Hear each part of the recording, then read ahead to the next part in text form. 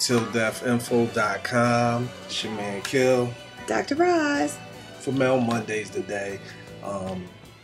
Just want to say we had a great time in Baltimore at the, what was it? The Black Love Seminar. Black Love Seminar. That's what it was. So, you want to tell me a little bit? Yeah, absolutely. Renee Irvin, who is the founder of the Black Love Seminar, she's done this panelist for the last 2 years.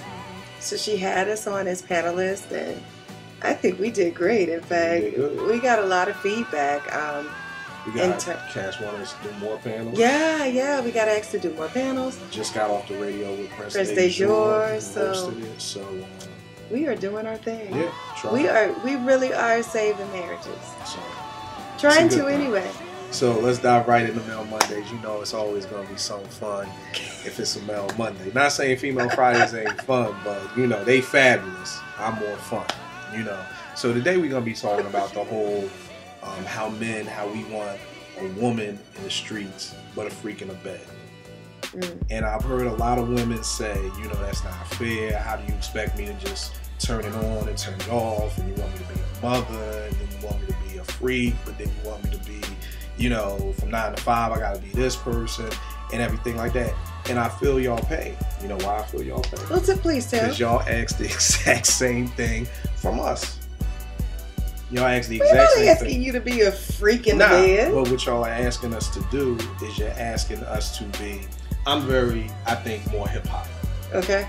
So let's say Tanya's having something at her job and it's more suit and tie type thing. She doesn't want me coming up to her boss like, yo, what's good, my dude? You good? What's good? What you saw that game last night? What? You did? What? Yeah, nah. She doesn't want that. Do that. She wants me to be able to be professional. She wants me to be able to hold an intelligent conversation outside the lines of what's good, my dude. You know what I'm saying?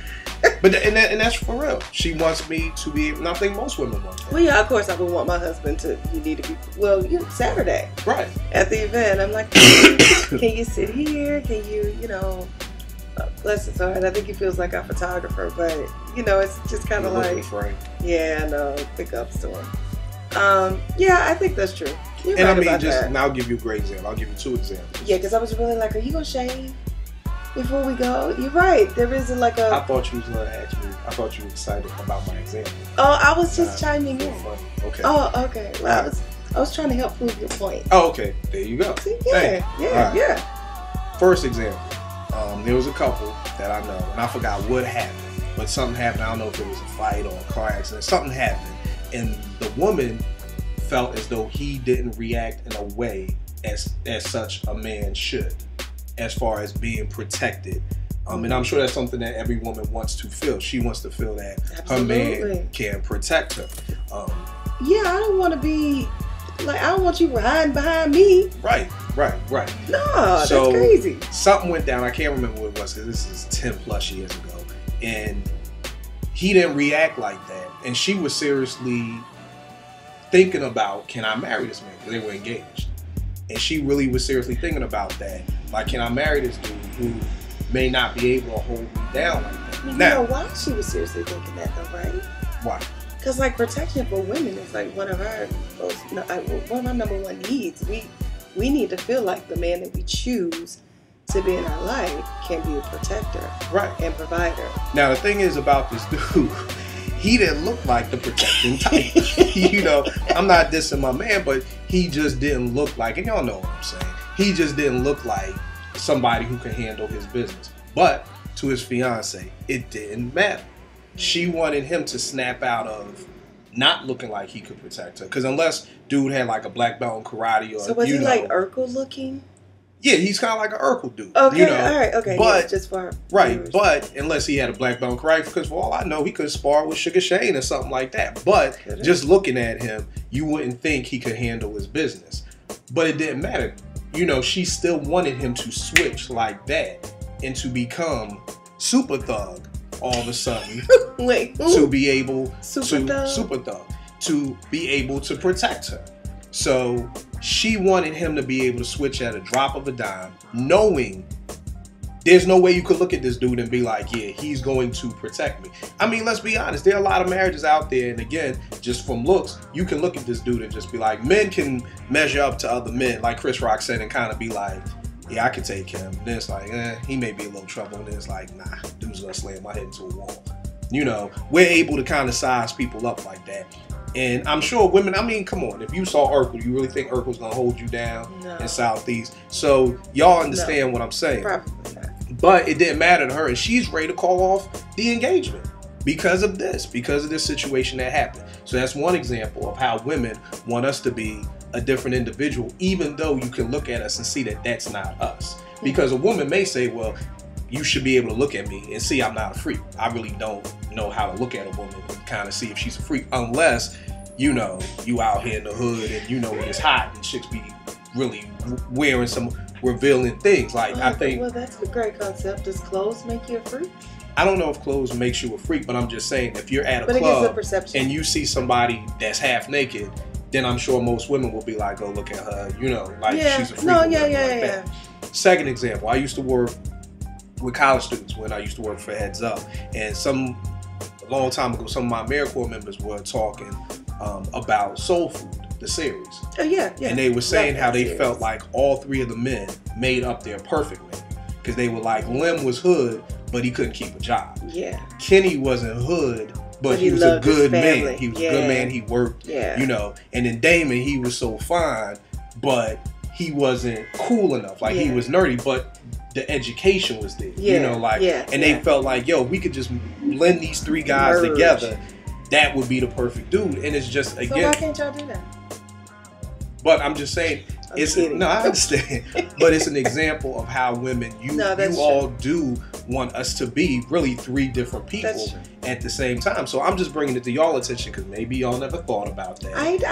That at the end of the day, yes, I understand that men, we are asking you to be one way during the day and one way at night, and one way in between day and night. But it's the same exact thing that y'all are asking of us. You want us to be able to have an intelligent conversation. You want us to be able to be thug enough to hold y'all down if a situation pop off. And, you know, you want us to be good men who care about the family and who are good workers. I never thought about it. Hey, that's what I do. I school people. Never thought about that. Right. So before all the women, you know, say that's not fair, you want us to be all these things, it's the same exact thing that you guys are asking us to be. It's like my dude Kevin Hart, funniest dude in the world. I think he's hilarious. I've been trying to tell people about Kevin Hart for years. You put me onto him.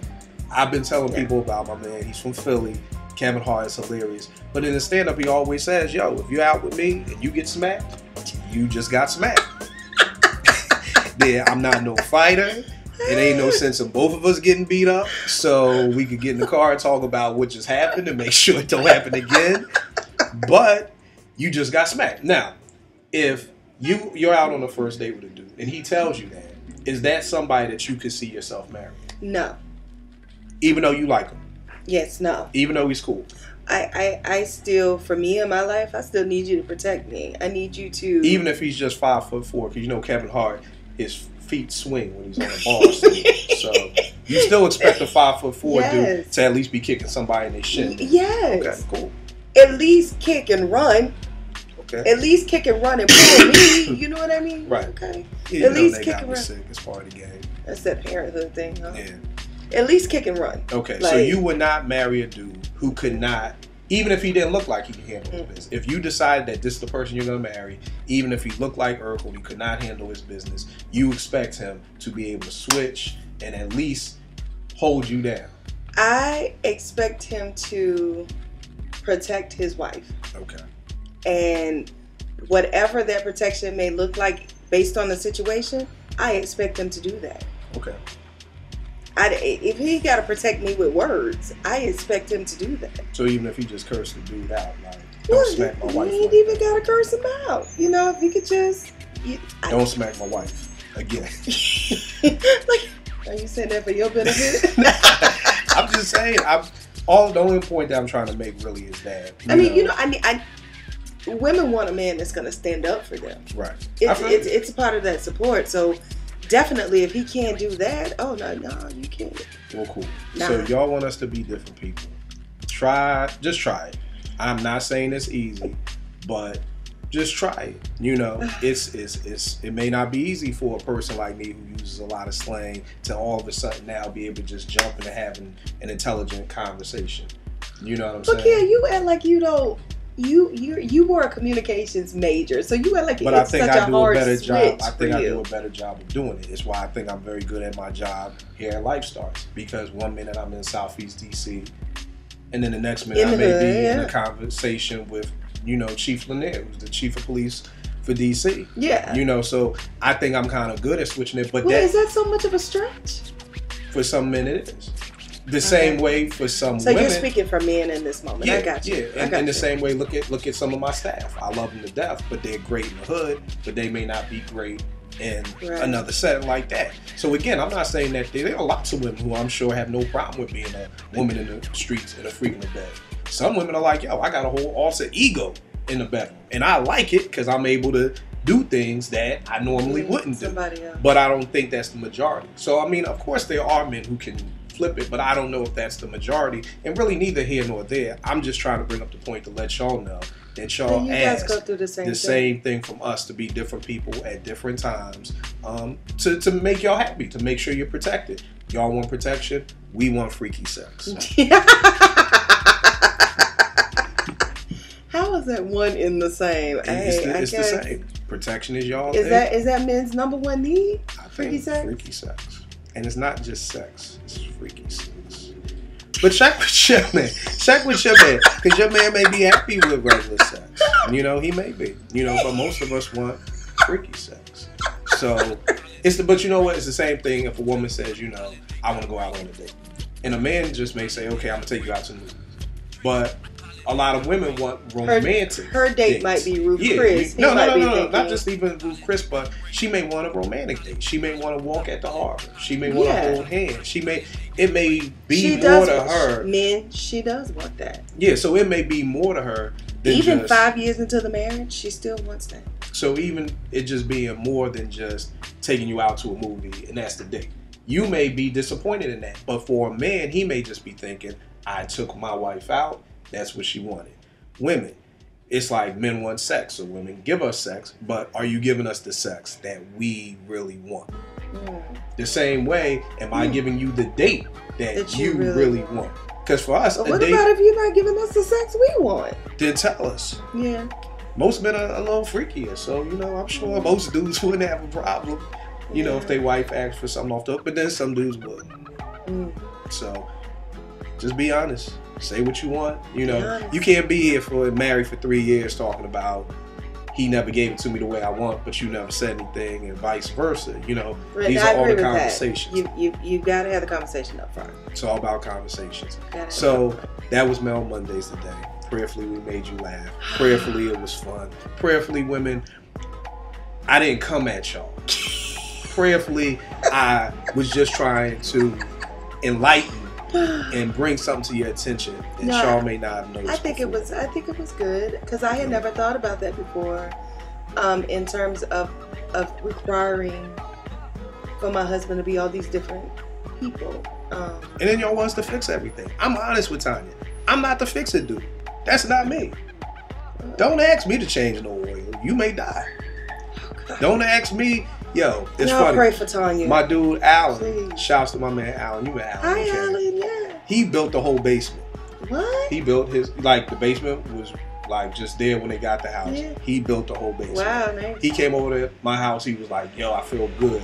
And I was like, dog, I just hung up the smoke detector. And I felt the same way he felt. Like, he built the basement. I hung up a smoke detector. I was like, look, it's even. It's where it's supposed to be. The lights blinking. Was he not laughing at you? Yeah, you gotta laugh at me. But it's because I'm honest. I'll let you know what I can and can't do. No, I don't have time to front like that. That's real. At the end of the day, you know, it is what it is. I never cut grass before. I had to learn how to cut grass. I'm from Philly. We didn't have grass. So, at the end of the day, there is grass in Philly. Right, but I never cut grass a day in my life before I bought this house. But it's something I had to learn how to do because that's what a man does. But tilldeathinfo.com. Mail Mondays. It's your man Kill. And Dr. Ross. Email us tilldeathinfo@gmail.com. We'll be back with the question of the week. And no question is out the way. Send them all.